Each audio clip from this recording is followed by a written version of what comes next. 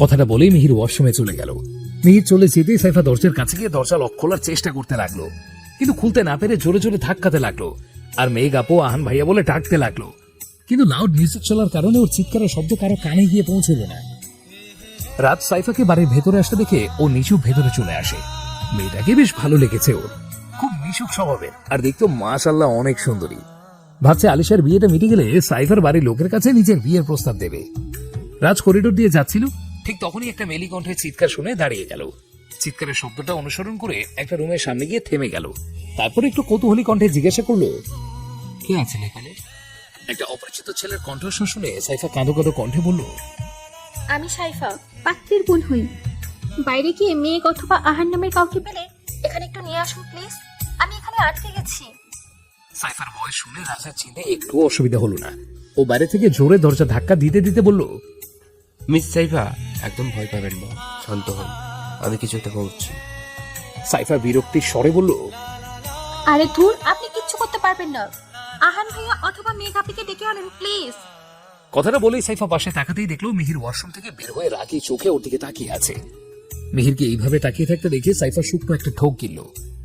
এখন যে ওর কানের নিচে আরেকটা পড়বে সেটা বুঝতে ওর আর বাকি রইল না। কথাটা ভাবতে ভাবতে মিহির সত্যি সত্যি এসে ওর গালে আরেকটা চর বসিয়ে দিল। চর খেয়ে সাইফা আবার ভ্যাঁ ভ্যাঁ করে কেঁদে দিল।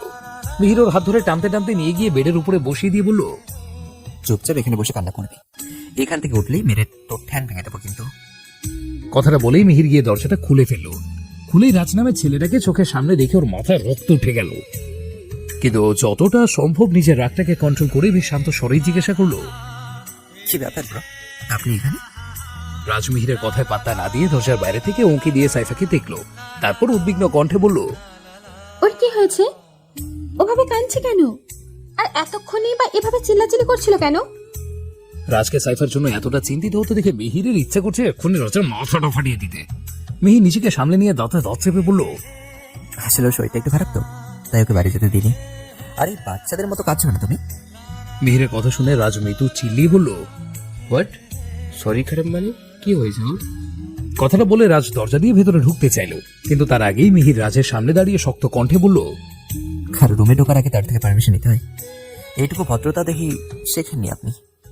মিহিরের কথা শুনে রাজ একটু পিছিয়ে গেল, কিন্তু একদম দমে গেল না, বরং কণ্ঠে আরো দৃঢ়তা এনে জোর গলায় বলল, ওকে, তাহলে আপনি আমাকে ভিতরে ঢোকার পারমিশন দিন, আর তা না হলে ওকে এখানে আসতে দিন, আমি দেখতে চাই ওর কি হয়েছে। রাজের কথা শুনে মিহিরের রাগটা এবার কন্ট্রোল লেস হয়ে গেল। ও রাগী কণ্ঠে বলল, না আমি আপনাকে এই রুমে ঢোকার পারমিশন দেবো, আর না সাইফার রুম থেকে বাইরে বের হবে। আপনাকে কষ্ট করে সমস্যা দেখতে হবে না, ওর সমস্যা দেখার জন্য এই বাড়িতে অনেক লোক আছে, আপনি এখন এখান থেকে আসতে পারেন। মিহিরের কথা শুনে রাজ কপট রাগ দেখিয়ে বলল, হ্যাঁ, আমি এখান থেকে চলে যাব, তবে সাইফাকে সাথে করে নিয়ে। তারপর আমি জানি ওর কিচ্ছু হয়নি, আপনি ওকে এভাবে আটকে রেখেছেন তাই ও কাঁদছে।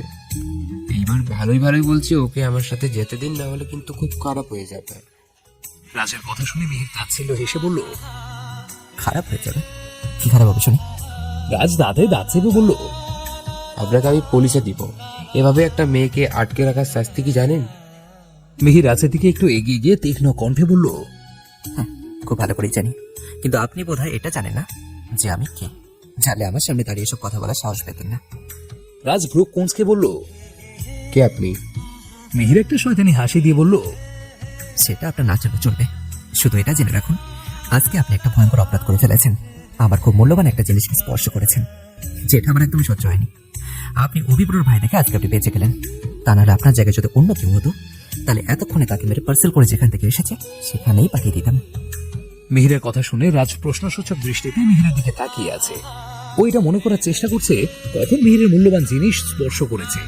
ওর সাথে তো মিহিরে দেখাই হলো এই মাত্র। এদিকে ওরা কি বলছে সেদিকে সাইফার কোনো খেয়াল নেই। কাঁদতে হঠাৎ ওর চোখ গেল দরজার দিকে। দরজাটা একদম খোলা আর একপাশে দাঁড়িয়ে রাজ আর মিহির কথা বলছে। সাইফা ভাবলো এইটাই এখান থেকে পালানোর সবচেয়ে ভালো উপায়, যেই ভাবা সেই কাজ। সাইফা বসা থেকে দাঁড়িয়ে কোনো দিক না তাকিয়ে দিল এক ভোঁ দৌড় আর মনে মনে বলল, আজ যদি এখান থেকে বেরোতে পারি তাহলে জীবনে আর এই শয়তানটার সামনে আসবো না। সাইফা দরজার কাছে থেকে যখন দৌড়ে বেরোচ্ছিল তখন মিহির ওর হাত ধরে আটকে দেওয়ার চেষ্টা করলো, কিন্তু সাইফা বেশ জোরেই দৌড়ে যাচ্ছিল, তাই ধরতে পারলো না। সাইফার যাওয়ার দিকে তাকিয়ে মিহির মৃদু চিল্লিয়ে বলল, তোর কি মনে হয় তুই এখান থেকে পালিয়ে গেলেই বেঁচে যাবি। নেভার, তোকে আমি কিছুতেই শান্তিতে থাকতে দেবো না। তুই আমার রাতের ঘুম কেড়ে নিয়েছিস, তাই না? এবার আমি যদি তোর সুখ শান্তি কেড়ে না নিয়েছি, তাহলে আমার নামও মিহির না। কথাটা বলে মিহির রুমের মধ্যে ঢুকে ঠাস করে রুমের দরজাটা আটকে দিল।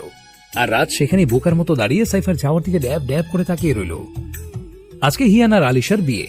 সবাই বেশ হাসি খুশি থাকলেও আলিশার বাবা মায়ের মুখে এক চিলতেও হাসি নেই। আলিশাও সকাল থেকে মন মরা হয়ে বসে আছে। সারাদিনে ঠিকঠাক মতো খাওয়া দাওয়াও করেনি। আলিশার মা কাজের ফাঁকে ফাঁকে শাড়ির আঁচল দিয়ে বারবার নিজের ভেজা চোখ জোড়া মুছছেন। আজকে তার একমাত্র আদরের মেয়েটা সারা জীবনের জন্য বিদায় নিয়ে শ্বশুর বাড়িতে চলে যাবে। কালকে থেকে হয়তো আর মেয়েটাকে কাছে পাবে না, আগের মতো খাইয়ে দিতে পারবে না, আগের মতো শাসনও করতে পারবেন না। হয়তো কখনো কখনো মেয়ের সাথে দেখা হবে, কিন্তু আগের মতো একসাথে বসে ঘন্টার পর ঘন্টার কথা বলতে পারবেন না। এইসব ভেবে বারবার ওনার গলাটা আটকে আসছে। ঠিকঠাক মতো গুছিয়ে কাজ করতে পারছেন না, বারবার কোনো না কোনো কাজে গন্ডগোল করে ফেলছেন। মেঘলা রেডি হয়ে আলিশার পাশে বসে ওর সাজানো দেখছিল। তখনই আলিশার কিছু কাজিন এসে জানায় বরপক্ষের লোকেরা এসেছে। সেটা শুনে মেঘ, দিশা, সারিকা নিচে চলে যায় গেট ধরার জন্য, কিন্তু সাইফা সেখানেই বসে থাকে। ও কিছুতেই এখন মিহিরের সামনে পড়তে চায় না, তাই যতটা সম্ভব মিহিরের থেকে দূরে দূরে থাকে। মেঘ, দিশা, সারিকা গেট ধরা, বরের হাত ধোয়ানো, জুতা চুরি করা থেকে শুরু করে একটা দুষ্টুমিও করে বাদ রাখেনি। তিনজন মিলে পুরো বিয়ে বাড়িটা মাতিয়ে রেখেছে, আর সাথে হিয়ানের পকেটও পুরো খালি করে দিয়েছে। বিয়েটা বেশ ভালোই মিটে গেল। ওরা সন্ধ্যার একটু আগে চৌধুরী বাড়ির উদ্দেশ্যে বেরিয়ে পড়লো। বিদায়ের সময় অভি, আলিশার মা বাবা, অন্যান্য আত্মীয় স্বজনেরা সবাই ভীষণ কান্নাকাটি করেছে। আলিশা কান্না করতে করতে এক পর্যায়ে অজ্ঞান হয়ে যায়। হিয়ান ওকে কোলে তুলে নিয়ে গাড়িতে বসিয়ে দেয়, তারপর নিজেও গিয়ে ওর পাশে বসে ওকে এক হাত দিয়ে জড়িয়ে ধরে বাহু ডোরে আগলে রাখে। মেঘ, দিশা, সারিকা, সাইফা বরযাত্রীর সাথেই চলে আসে। আলিশার কিছু কাজিন আর অভিও আসে কনের সাথে স্পেশাল গেস্ট হয়ে। ওরা সন্ধ্যার কিছুক্ষণ পরে সে চৌধুরী বাড়িতে পৌঁছয়। হিয়ানের মা এসে আলিশাকে বরণ করে ভিতরে নিয়ে আসে। বাসার ভিতরে এসে মেঘ আলিশাকে নিয়ে সারিকাদের রুমে চলে যায়। সেখানে গিয়ে সবাই ফ্রেশ হয়ে নিজেদের ভারী লেহেঙ্গা চেঞ্জ করে নর্মাল ড্রেস পরে নেয়। তারপর মেঘ, দিশা, সারিকা, সাইফা মিলে আলিশার বিয়ের সাজ উঠিয়ে ফুলসজ্জার জন্য আবার নতুন করে সাজাতে থাকে। সাজানোর এক পর্যায়ে আলিশা বলে বিয়েতে যে জুয়েলারিগুলো পড়েছিল ওগুলো এখন আর ও পরতে পারবে না, কারণ ওইগুলো ভীষণ ভারী ছিল। তাই আলিশা সারা গায়ে র্যাশ পড়ে গেছে। এটা শুনে মেঘ, দিশা, সারিকা, সাইফা বেশ টেনশনে পড়ে যায়। নতুন বউয়ের গায়ে যদি কোনো জুয়েলারি না থাকে তাহলে ব্যাপারটা তো দৃষ্টিকটু লাগে। কিন্তু বাড়ির সবাই এখন নিজেদের কাজে খুব ব্যস্ত আছে, তাই কাউকে কিছু বলতেও পারছে না। তারপরে আবার আলিশাকে যে অন্য জুয়েলারিগুলো দেওয়া হয়েছিল সেগুলো লাগেজের মধ্যেই রয়ে গেছে। আর লাগেজ এখন হিয়ানের রুমে আছে। সেখানে আহান, অভি, রিয়ান, আহির, মিহির মিলে ফুলসজ্জার খাট সাজাচ্ছে। তাই ওই রুমে এখন কাউকে এলাও করছে না, এমনকি হিয়ানকেও না। মেঘ গালে হাত দিয়ে কিছুক্ষণ ভাবার পর ওর মনে পড়লো ওর কাছে কিছু হালকা টাইপ জুয়েলারি আছে, যেগুলো ও বিয়েতে পরার জন্য এখানে নিয়ে এসেছিল। কিন্তু বিয়েতে আহান ওকে ড্রেসের সাথে ম্যাচিং করে জুয়েলারিও কিনে দিয়েছিল, তাই ওরা সেগুলো প্রয়োজন হয়নি। যেভাবে নিয়ে এসেছিল এখনো সেভাবে ব্যাগেই পড়ে আছে। মেঘ একটা মুচকি হাসি দিয়ে এক্ষুনি আসি বলে রুম থেকে বেরিয়ে যায়। মেঘ, সারিকা, সাইফাদের রুম থেকে বের হয়ে এসে মীরা রহমানের রুমের সামনে দাঁড়ায়। অভিদের বাড়িতে যাওয়ার আগে মেঘ ওর লাগেজটা মীরা রহমানের কাছেই রেখে গিয়েছিল। ও রুমের মধ্যে ঢোকার জন্য দরজা ধাক্কা দিতেই দেখলো দরজা ভেতর থেকে লক করা।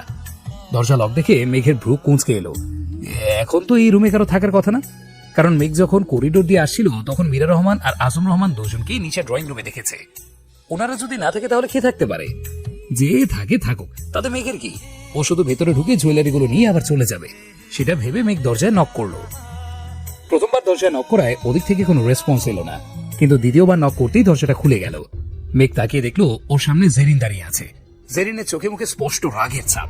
মেঘ সেদিকে পাত্তা না দিয়ে বলল, আমার কিছু জিনিসপত্র এই রুমে রাখা আছে, সেগুলো নিয়ে এখান থেকে চলে যাব।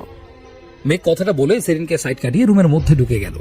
রুমের মধ্যে ঢুকে বেশ অবাক হলো, পুরো রুমটা এলোমেলো হয়ে আছে। রুমের মধ্যে যত জিনিসপত্র ছিল সব ভেঙে চুরে ফ্লোরে পড়ে আছে। একপাশে দেয়াল ঘেঁষে আবির মাথা নিচু করে দাঁড়িয়ে আছে। এই মুহূর্তে আবিরকে দেখে মনে হচ্ছে ওর মতো নিষ্পাপ বাচ্চা পৃথিবীতে আর একটাও নেই। মেঘ বেশ ভালো করে বুঝতে পারছে এগুলো জেরিনের কাজ। হয়তো কোনো একটা বিষয় নিয়ে রেগে গিয়েছিল, তাই সব কিছু ভেঙে ফেলেছে। এগুলো জেরিনের পুরনো অভ্যাস, রাগ উঠলেই ভাঙচুর করে।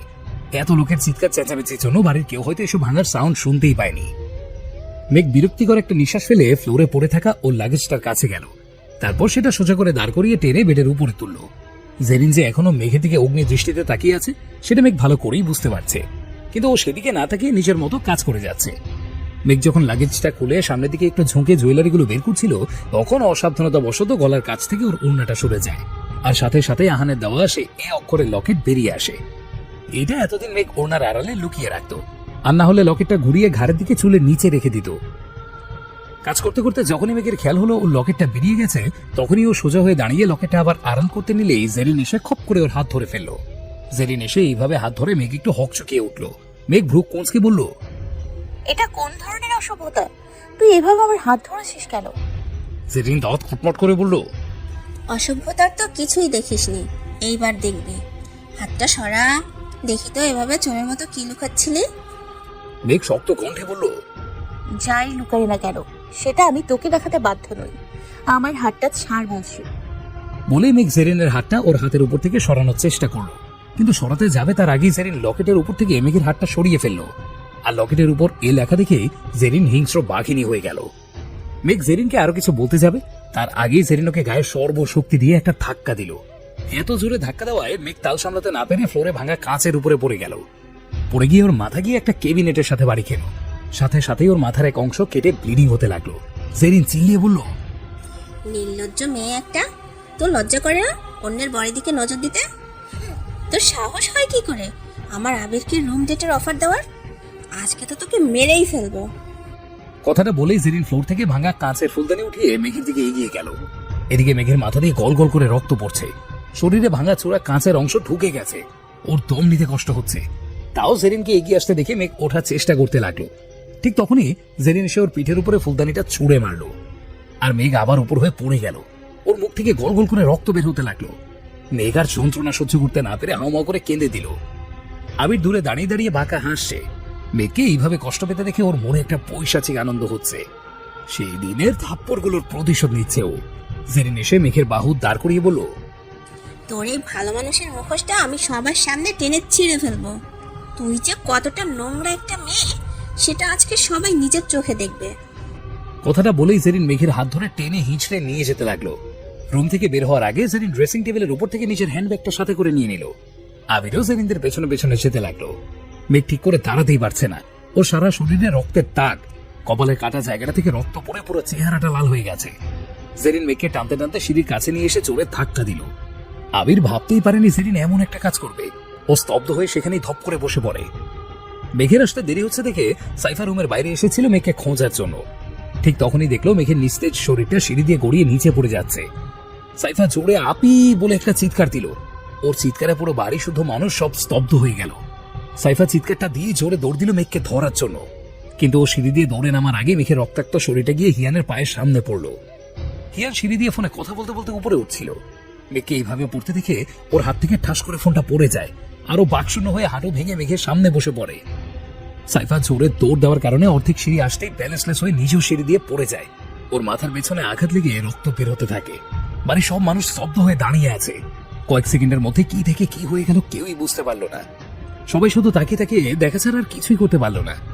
এদিকে সাইফার চিৎকার শুনে আহান, মিহির, আহির, অভি, রিয়ান রুম থেকে দৌড়ে বেরিয়ে আসে।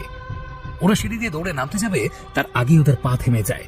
ওদের সামনে সাইফা আর মেঘের রক্তাক্ত শরীর পড়ে আছে, দুজনের রক্তে পুরো ফ্লোর ভেসে যাচ্ছে। আহান মেঘ পড়ে বলে জোরে একটা চিৎকার দিয়ে দৌড়ে নিচে মেঘকে জড়িয়ে ধরে হাউ মাউ করে কেঁদে দেয়। রাত 12টা, পুরো বাড়িটা নিস্তব্ধ হয়ে আছে। একটা মানুষের মুখে টু শব্দও শোনা যাচ্ছে না। সবার মধ্যে কেমন একটা কোমট ভাব। বেডের উপর মেঘের নিস্তেজ শরীরটা পড়ে আছে, ওর মাথায় ব্যান্ডেজ করা, হাতে পড়ানো ক্যানোলা দিয়ে স্যালাইন আর ব্লাড দেওয়া হচ্ছে। ফেস, গলা, হাত, পায়ে কাটা ছেঁড়ার দাগ, ঠোঁট একদম শুকিয়ে শুষ্ক হয়ে গেছে। শরীরের কোনো অংশ বিন্দু পরিমাণও নড়ছে না, মনে হচ্ছে একটা পুতুল শুয়ে আছে। প্রায় 4.5 ঘন্টা ধরে মেঘ অজ্ঞান হয়ে আছে। তখন সিঁড়ি থেকে পড়ে যাওয়ার সাথে সাথেই মেঘ সেন্সলেস হয়ে যায়। সবাই ওকে আর সাইফাকে ধরাধরি করে উপরে রুমে নিয়ে আসে। তারপর মোনা খান, মীরা রহমান আর সাইফার বাবা মা মিলে মেঘ আর সাইফার ট্রিটমেন্ট করেন। সাইফার তেমন একটা কিছু হয়নি,